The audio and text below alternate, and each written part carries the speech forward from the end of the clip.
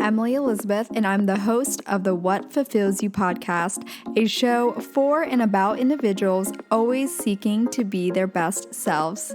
On this show, we talk all about building the mindset, finding the right careers, creating meaningful relationships, and so much more. Welcome to the What Fulfills You podcast. Hello, friends. Welcome back to the What Fulfills You podcast. My name is Emily Elizabeth. I'm your host, and today's episode is going to be focused a little bit more on work, career, and business. So for those of you who are ambitious in your career or just always looking for a little bit more insight and tips on staying ahead, getting ahead, this episode is definitely for you. So before I dive into the juice of the episode, I'm going to give some context, especially for those of you who don't know too much about my professional and career background. But long story short, when I graduated from college, my first job out of school was in corporate sales, and I was there for about shy of a year and a half.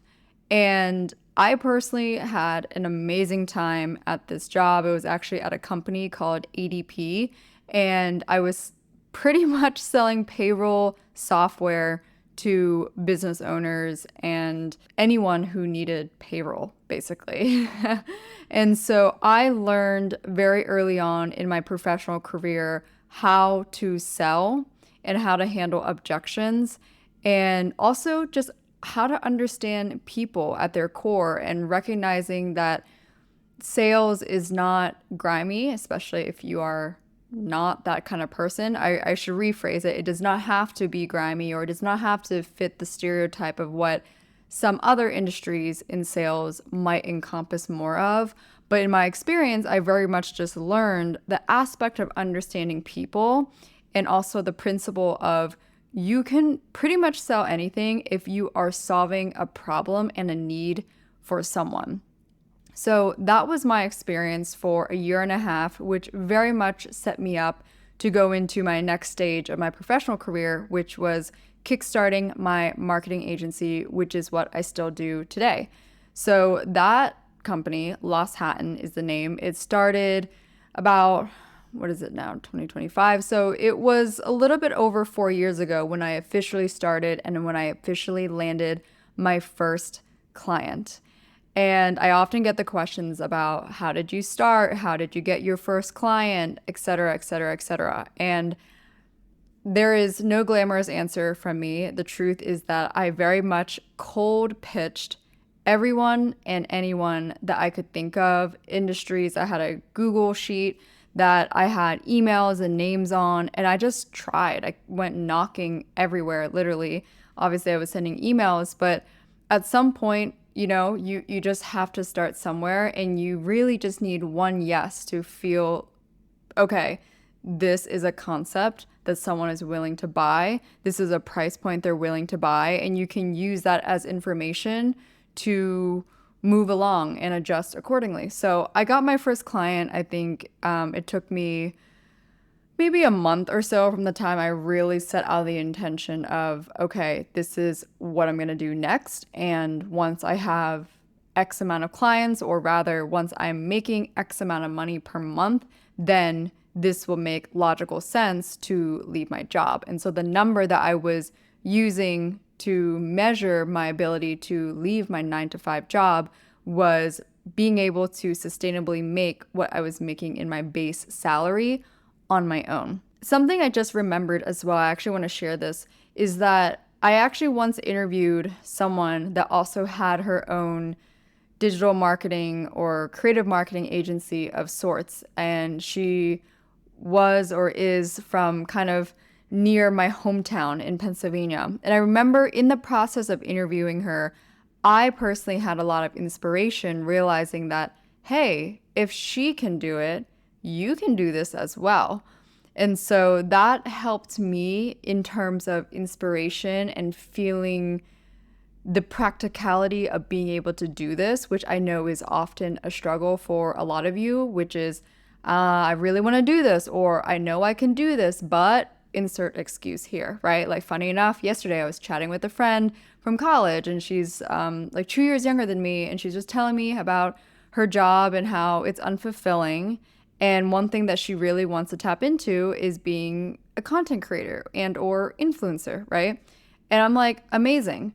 What are you doing right now to test that out? Not only testing whether you like it for real, but testing whether your proof of concept is going to work, right? I think that's something that's so important when you're going to take a risk, which I encourage all kinds of risk, but you got to be a little bit strategic about it, right? You want to actually see, am I in a fit position to make this jump? Is it potentially going to work? And so the issue is that she talked about how it's a little bit of her ego. She's afraid to get judged. She's afraid that she'll start doing content creation and it'll flop and she won't be able to do it successfully. And so I think there's often that existing in our head, like the reason why we don't think that we can make that jump.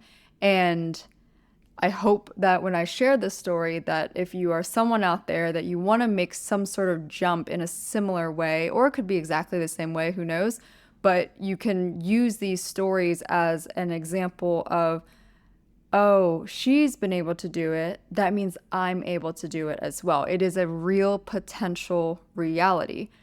And so fast forward, the juice of this topic I wanted to talk about today is my first client, and how, full transparency, my first client was an inspections company, believe it or not. That was my first agency client.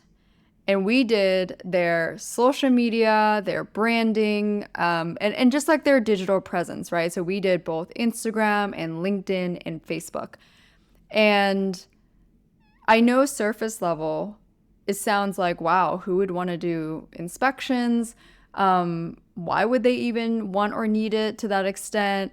Were they even able to afford a high retainer? And believe it or not, all three answers are yes. I look back and I actually think how at some point I offered a package where it was lighter services to other clients that came along the way down the road.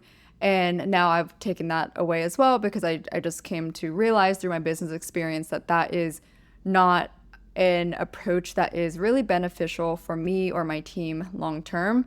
But all that to say, my point in sharing that is that this inspections company was actually a relatively high paying client, believe it or not, compared to even other clients that I, funny enough, like somewhat recently, for lack of better words, decided to part ways with. And it was actually my first and only time in my agency experience where I guess this is technically the second time, but second time that I actually decided to part ways with a client rather than the reverse. Like, I've certainly experienced many instances, including this first client, where they decided that they needed to go a different direction, or that they were able to now afford to hire someone in-house.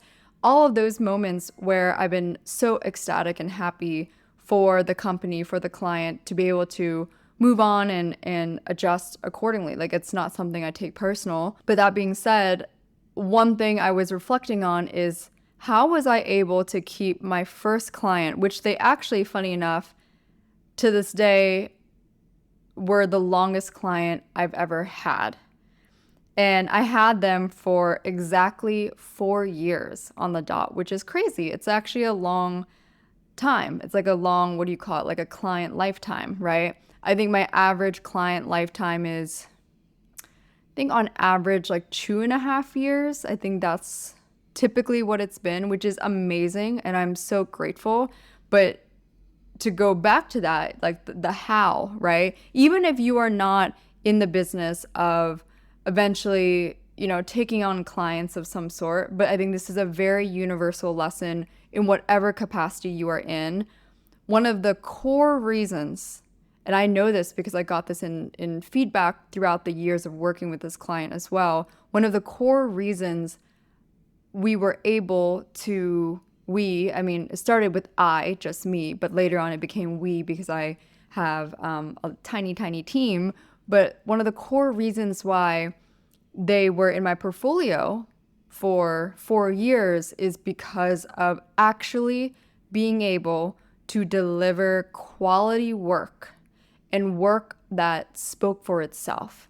And one of the things that I loved about this client too is that they were so busy and it was also female founded and such an amazing person, like the founder of the company, amazing person, both personally and professionally. And her team were also a great reflection of who she is. They were kind, welcoming, again, inspections company, right? But like they were all nerds for this, environmental inspections on all of that in New York City, by the way. So anyways, I just remember looking back, feeling so grateful for, wow, they became my client avatar, my dream client avatar, in the sense of the person and the values of the person and the people that I will be working with, or, that these people embody XYZ values from a client and company perspective. And so if you are in business or if you are trying to jump into a new role or bigger role, you really have to ask yourself, am I delivering results that prove why this person should increase my salary, or prove that this client should be paying X amount in a monthly retainer, or whatever that may be? Let's say you are a content creator even, and you want to get a brand deal, right? You want to get a paid brand deal. You really have to ask yourself, am I truly delivering content that is worth this rate? Full transparency, my honest opinion of, look, because I am Gen Z / millennial, like I am the first year of Gen Z, if I'm not mistaken. And I am also kind of like a crossover of the last year of millennial. And if I'm being super duper honest, you guys, my generation, Gen Z, does have a reputation for being more unaware of proving one's worth. And so what I mean by that is there's this, stigma that I have seen myself where one thinks that, oh, I deserve to be paid this much because of XYZ, rather than framing it, hey, I deserve to be paid this much because bullet note, bullet note, bullet note on proof of value, proof of concept, proof of return on investment, right? And so, for example, in the client that I was working with, they were so busy in what they were doing that they didn't have time to do monthly meetings. In fact, I don't think they even wanted to. They just wanted someone, and specifically an agency, to be able to do everything for them, take care of everything, and really just maintain this innovative digital presence approach for them and just make it look solid and make it stand out, right? Because some brands or companies that I've worked with, sometimes their ROI is they're looking for follower growth, right? And then I've had to have the conversation with them as like, yes, follower growth is going to be a part of it, but that is not the only thing. Now you're thinking like in 2010 times where like you think everything's about growing your following or making sales, right? Like just times have evolved and social media is more about your reputation and your branding and your rep and just like who you are, It's not solely about the followers or how much sales you can get from this platform anymore compared to in the past where that was also a little bit easier to obtain. So all that to say, if you are passionate and really serious about growing in your career in whatever capacity it is, I encourage you to really think deeply about how impactful you are in the business or company you are working for, or if you are an aspiring entrepreneur or you are a freelancer of some sorts, because I know I have plenty of you guys who listen as well. If you are in that position, ask yourself again, am I delivering results that my client would back me up for, right? If you are in like a tutoring business, right? Do people actually rave about you? Because also, side note too, one of the reasons my company and my agency ended up expanding over the years, again, part of business is like you're going to grow and you're going to shrink and you're going to grow and you're going to shrink. It's just like part of business, right? And by the way, I never really had in mind that I wanted to, scale my agency and then maybe sell it or anything, but I knew it was always something that I'm interested in, I'm good at, and I enjoy doing, and I enjoy interacting with the clients that I have. And so I want that to be a stable foundation for me as I continue to grow other endeavors, right? And so in that process, as I grew and, got more clients, I actually was very lucky to get majority, if not all of my clients now over the past couple of years is through referrals. It's through word of mouth. It's through people actually recommending Lost Hatton to another manager of a hotel or another, business that is in need of that service, right? And so you have to ask yourself, would these people recommend me to another person? Or if same thing in a job referral, right? Are you able to bet that if you put your current manager down as a referral for your next role, are they going to speak highly of you? Are they going to 1000% recommend you, right? And if you sit there and you're like, actually, I'm kind of not sure, then make a change in that. Make changes today. Don't wait on it, but figure out and ask yourself, okay, what can I do differently? And by the way, if you're not sure, and I do this myself, if you're not sure how you're doing or what you could do better, then ask for feedback and create a conversation around it, right? Set up a meeting, set up a call, make it 15 minutes. It can be very direct and to the point. But from there, you will be able to actually get insight into, oh, this is what this person actually thinks of my work or our work, right? This is what this person actually thinks of me and how frequent I do emails or how frequent I do touch bases, right? Like that will give you insight so you can perform better. And so I will wrap everything in a bow and just say, before you expect to be earning X amount of money or to be in a certain position, make sure you feel really confident that you are more than qualified to earn that or be in that role, because that is truly what it takes to be seen in that light. And again, it takes time. But I think the easiest way to think about it is just always put exceptional effort forward, because if you are exceptional, people just cannot ignore you.